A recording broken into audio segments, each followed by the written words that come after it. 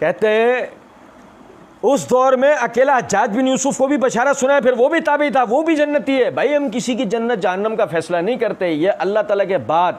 मैं अक्सर कहता हूं अगर अल्लाह ताला ने माफ किया तो यजीद भी जन्नत में जाएगा। अरे या अल्लाह रहम, अल्लाह रहम मेरे मालिक।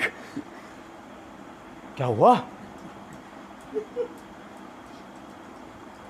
भाई भाई भाई वीडियो सुन लेना भाई, मैंने नहीं कहा है। भाई हम किसी की जन्नत दोज़ख का फैसला नहीं करते, ये अल्लाह ताला के बाद। मैं अक्सर कहता हूं कि अगर अल्लाह ने माफ किया तो यजीद भी जन्नत में जाएगा, लेकिन ये अल्लाह का खास साथ। मैं सुनाता हूं दोबारा, मैं 3 दफा पढ़ूंगा। और मिर्जा जी पता है क्या हमें कह रहे हो, तुम बार बार मिर्जा जी के जुमले क्यों दोहराते? इसलिए तुमने समझे नहीं थे। तुम्हारे चाइना के इमाम कर गए थे तुम्हारे साथ, और तुम हिप्नोटाइज हुए थे। तुम्हें बार बार दोहरा के बताते हैं कि कहां पर उसने तुम्हें रस्सियां सांप बना के दिखाई। अब भाई समझो या नहीं? सुनो जरा गौर करना। मैं अक्सर कहता हूं अगर अल्लाह ताला ने माफ किया तो यजीद भी जन्नत में जाएगा। ये मिर्जा जी अक्सर कहते हैं, हमने तो आज पहली दफा सुना। ये मिर्जा जी अक्सर कहते हैं और हमने आज मिर्जा जी से पहली दफा सुना। और मुकल्लिदीन से हमारा सवाल है, आपने तो सुना होगा अक्सर, उसके बाद भी यार यजीद के लिए हमसे बहसे कर रहे हो तो यार छोड़ दो ना मामला अल्लाह पर। आपके मिर्जा जी ने भी तो कितने आराम से जान छुड़ा ली अपनी एंड में, छोड़ दिया ना अल्लाह पे। वो अल्लाह चाहेगा तो अल्लाह यजीद को भी माफ करके भेज देगा। और तो बात खत्म। फिर इतनी मेहनत क्यों कर रहा था पीछे? खत्म। ना तुम हमें सदमे देते ना हम फरियाद करते, ना खुलते रात सर बस्ता, ना ये रुसवाइयां होती, ना तुम्हारी ना हमारी, ना तुम्हारी ना तुम्हें को राफजी कह रहा होता, ना हमारे पीछे नासबी के लट लेके लोग फिर रहे होते।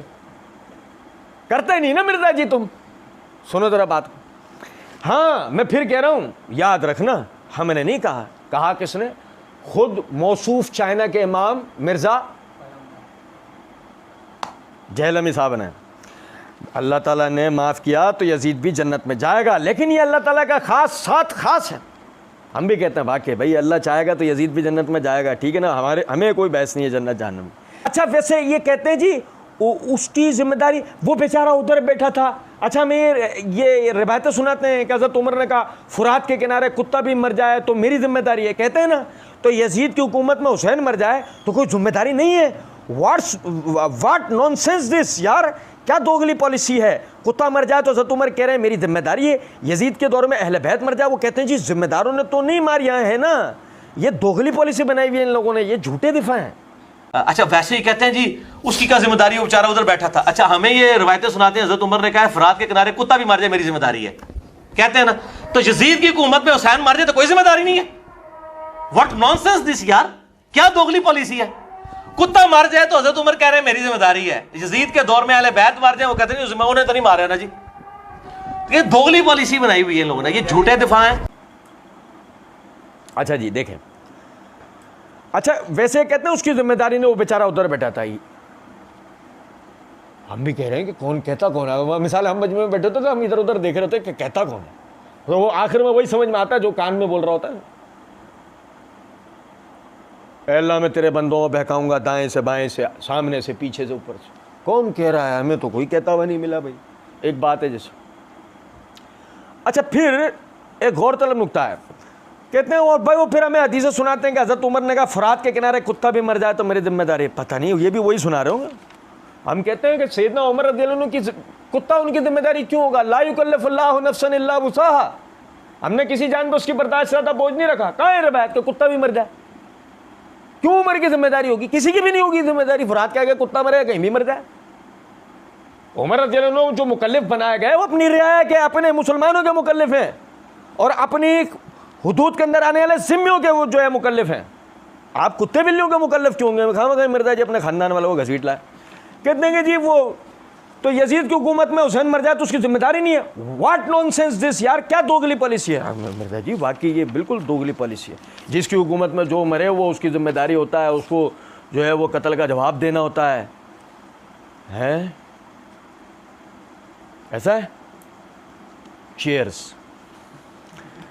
तफसीर कुरान लेक्चर 315 सूरह हशर की तफसीर करते हुए यानी आयत 10 से एंड तक मिर्ज़ा जी बयान करते हुए एक जगह फरमाते हैं, सैयदना ज़ुबैर बिन अव्वाम को शहीद करने वाला सैयदना अली रज़ियल्लाहु अन्हु के गुरोह का शख्स जब सैयदना ज़ुबैर का सर लेकर सैयदना अली के पास आया और आपने उसे जहन्नम की बशारत दी, तो उस पर यानी कि ये सब हो गया ना, तो उस पर मिर्ज़ा जी ने कहा, तो वो शख्स हज़रत अली से नाराज़ हो गया।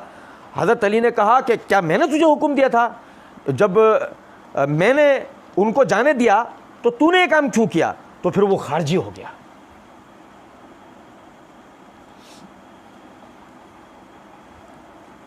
Mirza ji, is this a nonsense? Yazid वाला तो नॉनसेंस है, हम आपके साथ हैं, हाथ में हाथ डालें, गले भी मिल लेंगे, मसला नहीं। यजीद वाला तो नॉनसेंस है, पर अली वाला उसका सेंस है, ये नहीं। कातिल ज़ुबैर बिन अव्वाम आप ही की हुकूमत में आप ही के सामने आकर खड़ा है, गर्दन हाथ में है। पिछले दिनों हमने मुस्तदरक के हवाले से रिवायत पढ़ के सुनाई है, हज़रत अली कहते हैं मैंने तुझे कत्ल करने का हुक्म दिया, और वो वहाँ से चला जाता है और बकौल आपके खारिज हो जाता है। और सैयदना अली सैयदना ज़ुबैर का उससे किसास नहीं लेते मिर्ज़ा जी, क्यों? नाउज़ु बिल्लाह मिन ज़ालिक। मसला ये है मिर्ज़ा जी, पॉलिसी दोगली इन हजरात की नहीं आपकी है।